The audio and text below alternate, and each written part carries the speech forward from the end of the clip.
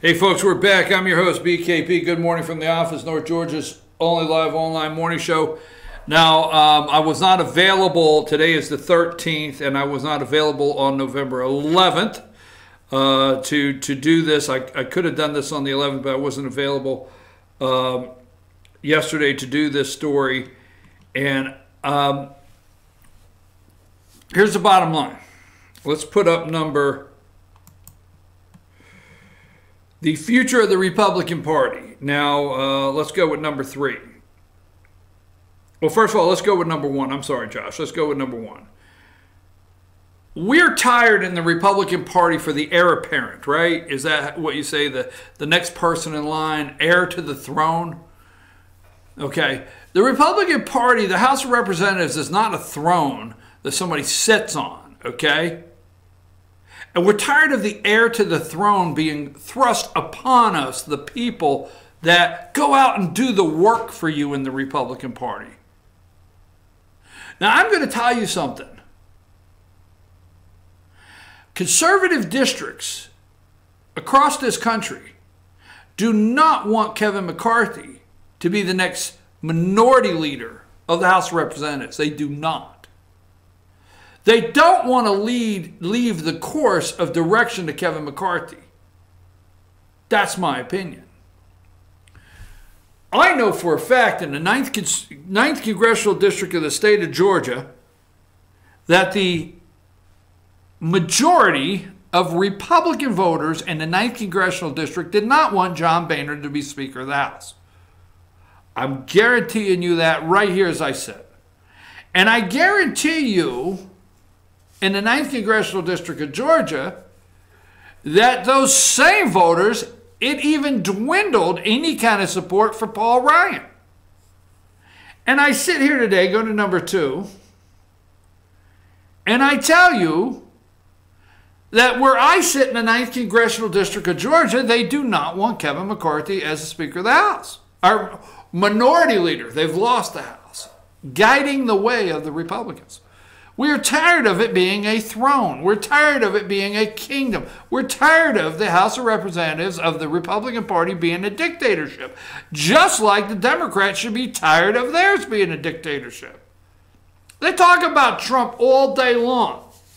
Trump comes nowhere near close to the Republicans here trying to be a dictatorship and tell us what we want instead of we telling our representatives what we are requiring if they want to stay in office. Now, I predict this. I predict that they will be primary challengers.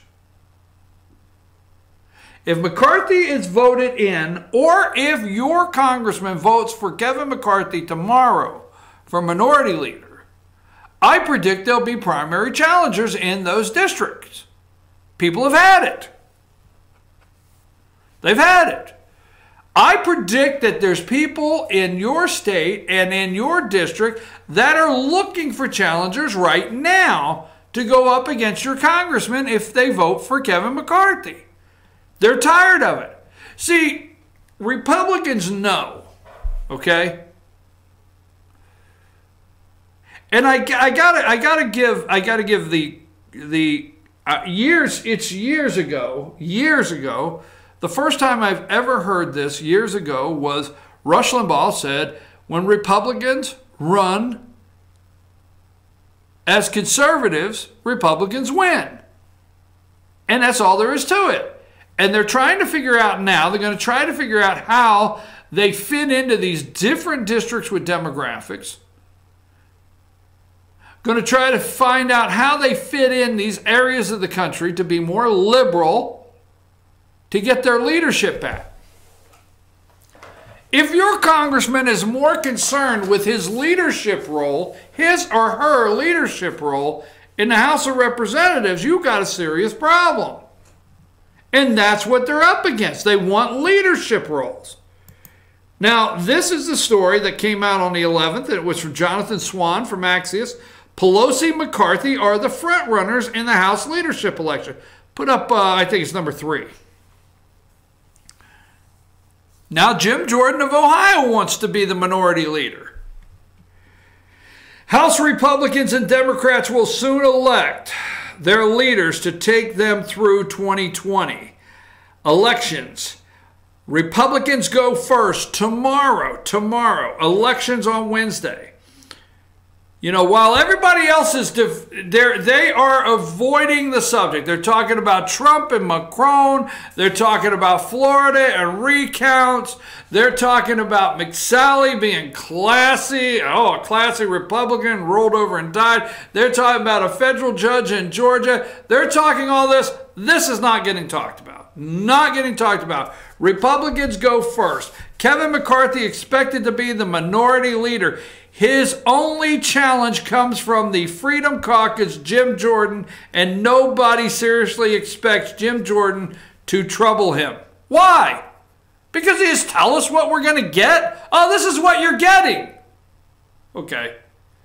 I would tell you this, Republicans that in 2010, that changed everything, that turned it over to control of them.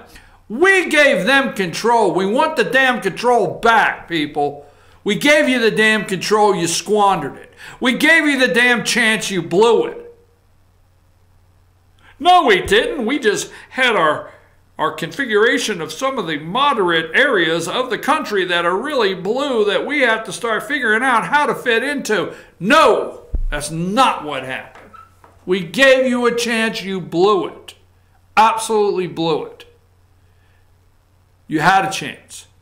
We went to the Capitol, 1 million people, and we turned 2010 around. We protested, and we turned 2010 around, and we made 2010 a blowout election against Barack Obama. He could not get his voters out. We came out again this year. But he has experience helping Republicans win back power. It's all about winning back power, which I do understand. You have to be the majority party to get things done, but what do you want done?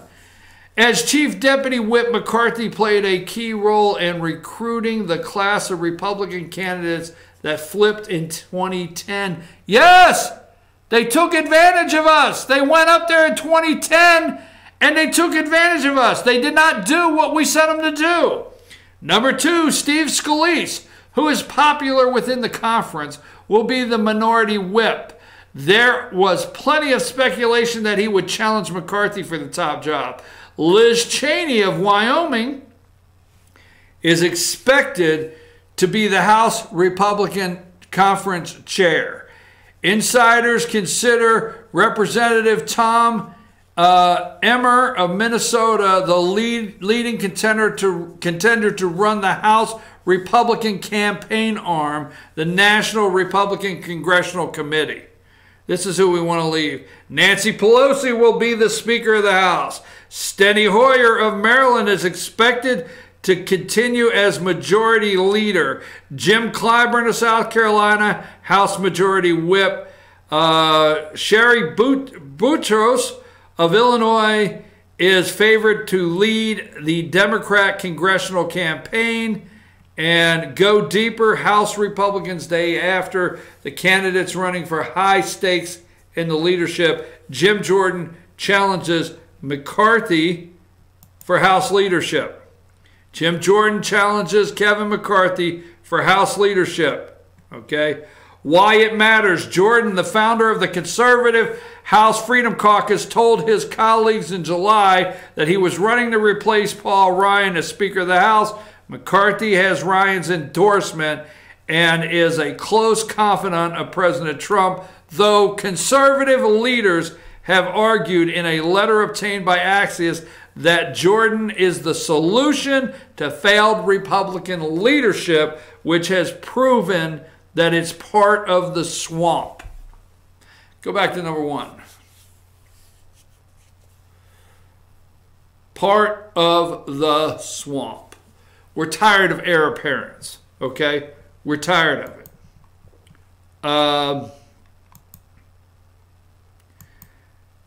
It doesn't matter if Kevin McCarthy has Donald Trump, if they've told Donald Trump, look, if Kevin McCarthy is a leader, he can bring you stuff, tell you what we need to do to get it through to Democrats, I'm not okay with that. Before we close, you need to look at the state house races that were lost. Okay? You need to go and look at how many state house races were lost last Tuesday. Georgia, the Georgia House of Representatives lost ground. I forget how many seats they lost. Georgia House Senate lost ground. They were in majority, but they lost ground. Okay?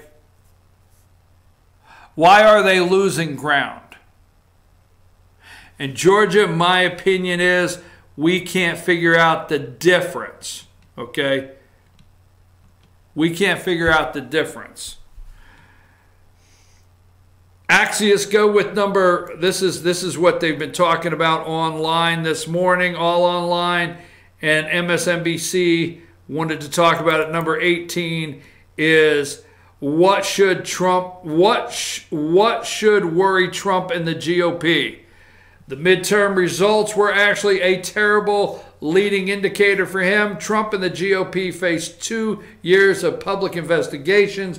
The prolonged recovery is on borrowed time, and a recession could well hit at the worst possible time for Trump. This is the doomsday scenario. The Trump GOP 2020 doomsday scenario. In a private conversation after the midterm, how are these private conversations?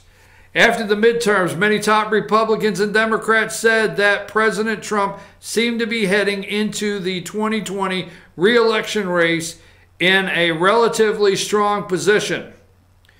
The big picture, they couldn't be more wrong. In fact, all of the big trends are working against Trump and the GOP based on factors that are hiding in plain sight. Despite the conventional wisdom, many people around Trump and the GOP leadership share this dim view. Okay? The midterm results were actually a terrible indicator. Turns out without Hillary at the top of the ticket, Midwest states like Wisconsin are tough for Trump, and southern states with rising Hispanic population are slowly growing more Democratic long term, and GOP should be freaked out about this. This is what they're saying. I disagree on the several levels of that. Trump and the GOP face 2 years of public investigation coming from 3 different and dangerous directions. Robert Mueller, the state of New York, and Congress. 2 years of probing hell awaits, and the prolonging recovery is on borrowed time, and a recession could well hit at the worst possible time for Trump. In the thick of presidential race, live by the markets, live by the markets, die by the markets. Folks, what this really tells me is some people in the swamp are trying to make some things happen to put the finish on your president of the United States. The people that control the money are trying to end him. The people that control these parties, you think Trump, are trying to end him. The swamp is coming together. Do you think Paul Ryan really liked your president of the United States? Absolutely not. Do you think he's getting ready to hand it over to Kevin McCarthy, who likes him? Absolutely not. Do you think that the Democrats are ready to take over and work with Trump? Absolutely not.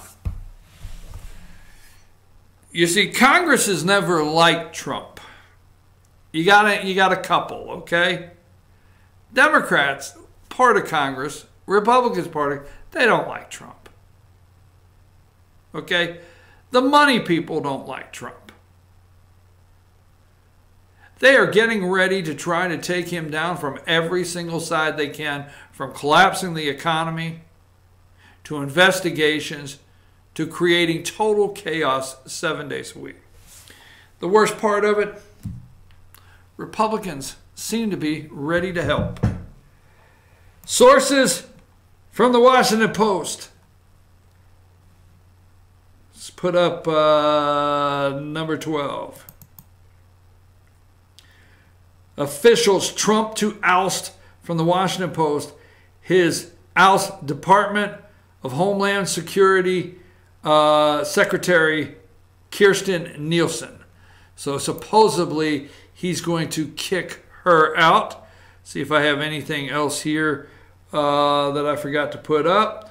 That's pretty much it for today. I'm gone. I'll be back tomorrow, Wednesday morning. Stay tuned right now for Instant Replay. Dave Garner, Instant Replay. Don't go away right after these messages.